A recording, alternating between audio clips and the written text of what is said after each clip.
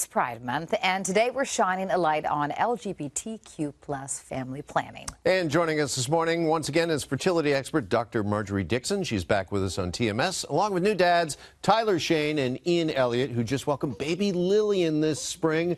Good morning and welcome to you all. Good to see you. Good morning. See you. You're talking too loud, Jeff, for baby Lily. Sorry, baby. She's trying to have a nap. No, it's not nap time now. It's TV time. No. TV time. Look at her looking at you. Yeah. So good. Welcome again to all of you. And Tyler, just to take us back to that moment, if you could, when you found out that you were going to be a parent. Well, honestly, it was really indescribable. We went through a lot of challenges down the road. It took us quite a long time, much longer than we had thought it would take. 5 years? Yeah, it was 5 years in the making. So when we got that phone call from Sarah from Anova, our surrogate had done an at-home pregnancy test, so we had thought this was not going to happen. Yeah. And so we thought this is going to be another negative result, and how are we going to manage? And when she said pregnant, it was incredible. Yeah, changed our lives. In a moment.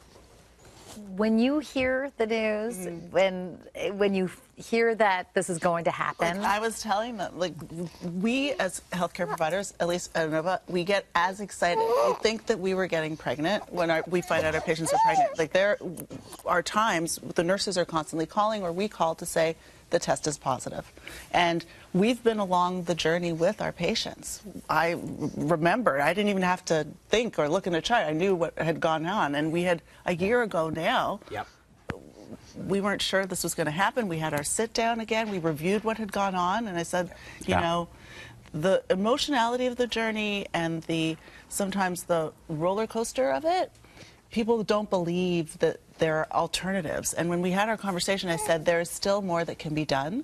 Let's look at one more thing that we can do. And the patients sometimes don't believe it, but we have the expertise and the experience and the knowledge to get people through. Ian, I know you've got your hands full right now. But let me ask you, Dr. Dixon just talked about the roller coaster. Kind of take us through the process. What was it like? So the process was almost 5 years. So, you know, we had an egg donor.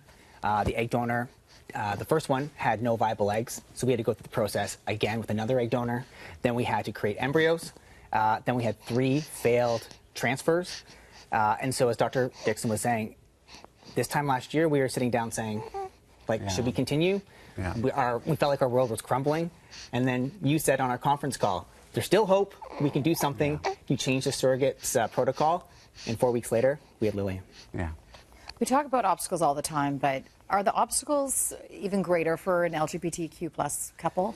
They're different. They're not even greater, but I think that this is why it's been a passion project. I call it our third-party team. So third-party means when you need a uterus from someone, or eggs from someone, or sometimes sperm from a third You need a lot of parts. Yeah. Right? Yeah. Exactly. I used to call it fancy party planning. I'm the party planner extraordinaire. And so that's where people, there are a lot of misconceptions that we can't do it in Canada, or the doctors don't have the expertise, or the law doesn't permit. All misconceptions and myths.